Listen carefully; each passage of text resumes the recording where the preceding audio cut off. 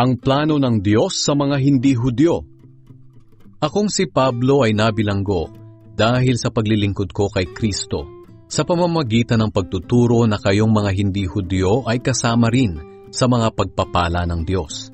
Siguradong nabalitaan nyo na dahil sa biyaya ng Diyos, ipinagkatiwala niya sa akin ang pagpapahayag ng biyaya niya para sa inyo. Gaya ng nabanggit ko sa sulat na ito, ang Diyos mismo ang nagpahayag sa akin tungkol sa kanyang lihim na plano para sa inyo. Habang binabasa nyo ang sulat kong ito, malalaman nyo ang pagkakaunawa ko tungkol sa lihim na plano ng Diyos para sa inyo sa pamamagitan ni Kristo. Hindi inihayag ng Diyos ang planong ito sa mga tao noon, pero ipinahayag na niya ngayon sa mga banal na apostol at mga propeta sa pamamagitan ng banal na Espiritu. At ito nga ang plano ng Diyos. Nasa pamamagitan ng magandang balita, ang mga hindi Hudyo ay tatanggap ng mga pangako ng Diyos kasama ng mga Hudyo at magiging bahagi rin sila ng iisang katawan dahil sa pakikipag-isa nila kay Kristo Jesus.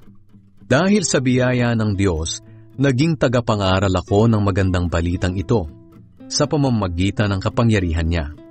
Kahit ako ang pinakahamak sa lahat ng mga mananampalataya, ipinagkaloob pa rin sa akin ng Diyos ang pribilehiyong ipangaral sa mga hindi Hudyo ang hindi masukat na biyayang galing kay Kristo at ipaliwanag sa lahat kung paano may sasakatuparan ang plano ng Diyos.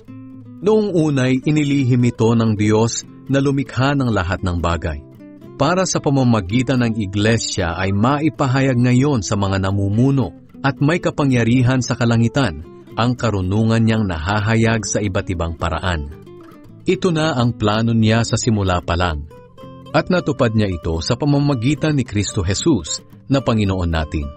Sa pananampalataya natin kay Kristo Jesus at pakikipag-isa sa Kanya, tayo ngayon ay malaya nang makakalapit sa Diyos ng walang takot o pag-aalinlangan. Kaya, huwag sana kayong panghinaan ng loob dahil sa mga paghihirap na dinaranas ko. Dahil para ito sa ikabubuti ninyo.